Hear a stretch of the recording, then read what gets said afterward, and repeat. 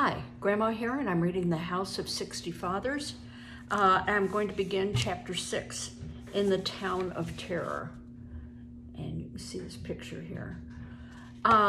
Tien Pao is at the guerrilla's home and has met his wife. He's had a bath. He's also explained why the pig is so important to him, that he doesn't want them using the pig as bait anymore to catch Japanese. He also is asked about the airman, and they don't want to give him any information on the airman until he's in safe territory. They're afraid that if Tien Pao is captured, he will give the information to the Japanese.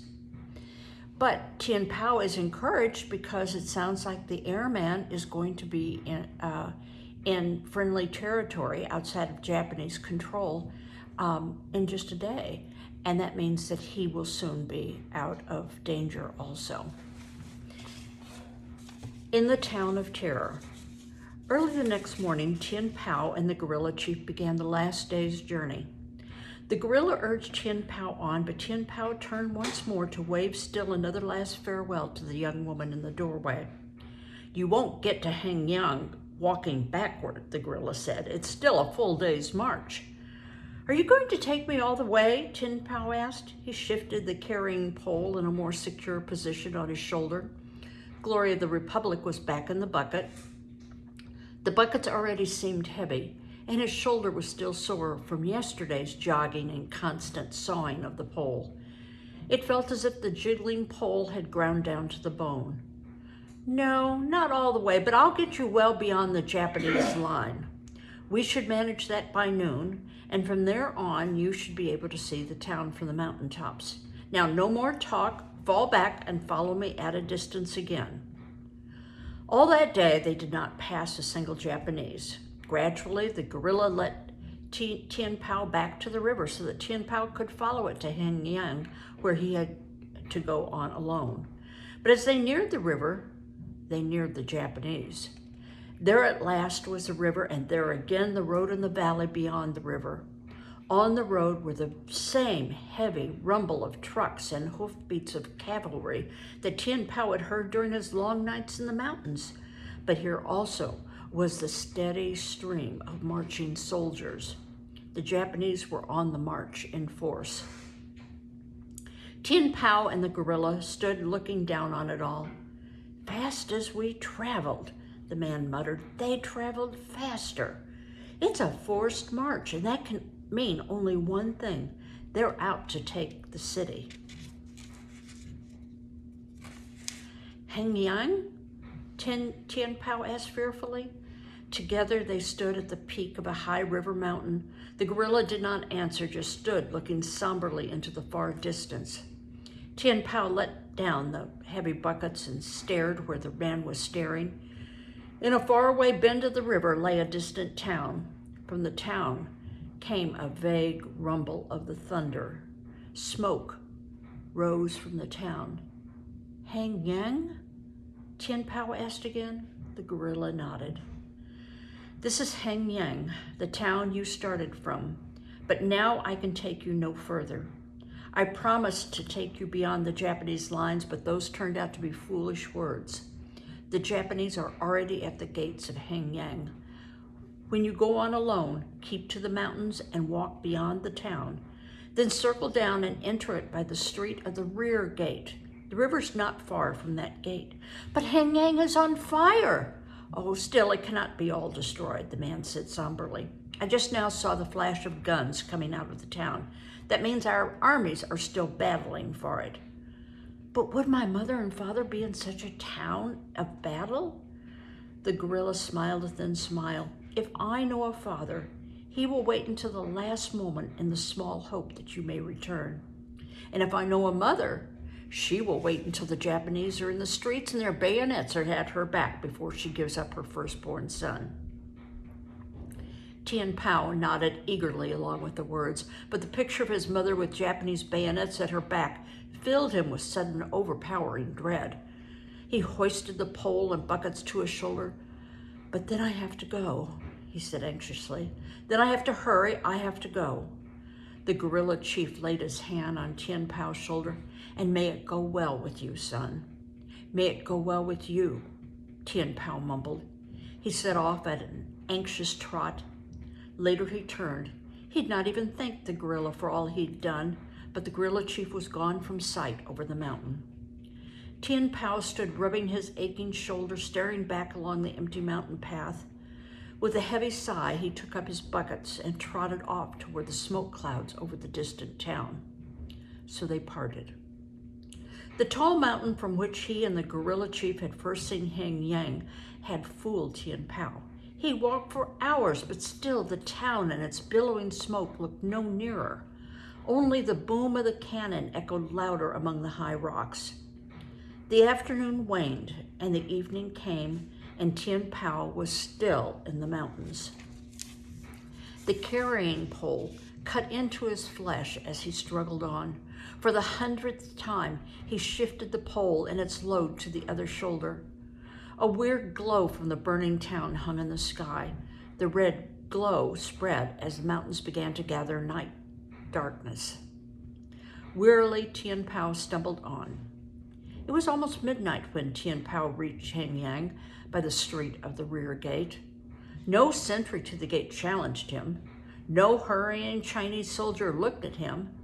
But in the narrow street, a mass of people surging toward the gate knocked Tien Pao down. So basically, he is going in the gate, but meanwhile, there is a rush of people all going out the gate. Tien Pao picked himself up, too numb with weariness to care or understand. People were running in the night. They ran by him, bent under bundles and straining at heavy carts loaded with household goods. They wheeled by in rickshaws, almost buried with their household belongings. The wheels of rickshaws grazed Tien Pao. Everybody was running out of the town. Only Tien Pao went into the town. He stumbled under the weight of his buckets.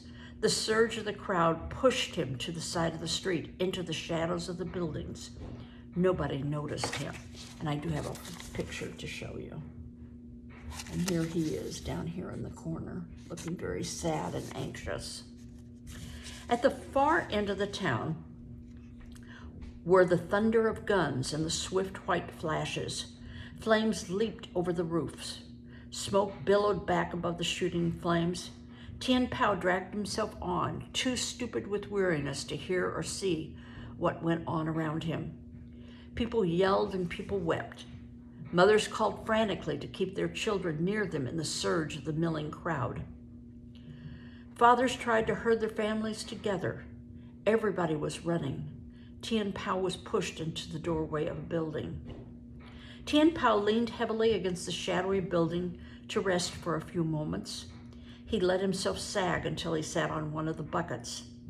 Almost immediately, his head began to nod. The rolling boom of the cannon jerked him awake. He staggered on, deeper into the town, closer to the sound of battle and the hot roar of the fire. But where was the river? At last, Tien Pao could carry his burden no longer. He stopped and spilled the litter out of the one bucket, pulled out the false bottom, and lifted up the trussed little pig. He fumbled, undid the ropes that bound Glory of the Republic, and knotted them together to make a short leash. The little pig, weary of his cramped quarters, trotted eagerly ahead. He tugged Tien Pao along by the rope. "Maybe you know where the river is," Tien Pao mumbled hopelessly. "Maybe you can smell it. The people are running and the sky is on fire and I don't know anything anymore." He let the pig pull him. Glory of the Republic stopped to snuffle and snort among some garbage under an arch. Tien Pao let himself sag against the base of the arch. The dark mass of people streamed by. Suddenly, an old woman with a deep hamper-like basket strapped to her back darted out of the crowd. She grabbed the rope in Tien Pao's hand as he had been hit by one of the stray bullets whistling overhead. Tien Pao jumped up. He looked wildly at the old woman. "It's my pig," he said thickly. "He is mine. Let go of the rope." And we have another picture. The old hag kept tugging. You are taking him to the Japanese, she screamed. I saw you. You were going to the end of town where the Japanese are, and I die of hunger. The Japanese aren't in town, Tien Pao yelled back. He wouldn't believe it. Don't you see the people running? Even our soldiers are running. Hengyang is falling. Our army is defeated. Tien Pao looked toward the burning part of the town. Flames shot high among tall buildings.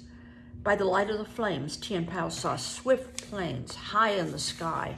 There was a heavy, ominous sound of bombs exploding. Where is the river? Tien Pao yelled. Why, right behind the houses of this next street. But there's no safety in the river. All the sampans are gone, and Tien Pao lunged and gave the old woman such a savage shove, she toppled backward over her basket, but she still clung to the rope. Tien Pao jerked the rope from her hand, let his bucket stand, and with the little pig raced madly toward the river. There was the river at last, at last. Tien Pao tore along it. There at last was a path that had led to the sampans, and there was the steep bank where the sampans had lain. But the river was empty. There were no sampans. There was not one sampan left of the whole row of sampans. Tien Pao sank down on the bank. Behind him in all the street was a scurrying noise of running feet, the shouting and the running. They were gone, his father and mother. They had not waited for him. But he'd never thought, how could his father and mother have been waiting at the river? They could not have bought another sampan. They had no money. Most likely they'd gone into the city to live in some hut. But where was he to find them in all the crooked streets? He did not know the town. And maybe with the Japanese attacking, they had already left Hengyang. Maybe even now they were running before the Japanese with all the others. Perhaps they had passed him in the crowds. Perhaps, maybe, but 1,000 things could have happened. Tien Pao gave up his agonized guessing and stared dull at the river. Well, I'm going to stop there because it's kind of a convenient place to stop. But oh my goodness, he must feel so lonesome and deserted and anxious and defeated. All that hard work. And now he's in the city that he went to where his parents were, and he hasn't seen them and is worried that they are now gone. Well, we'll find out in the next episode. Bye-bye.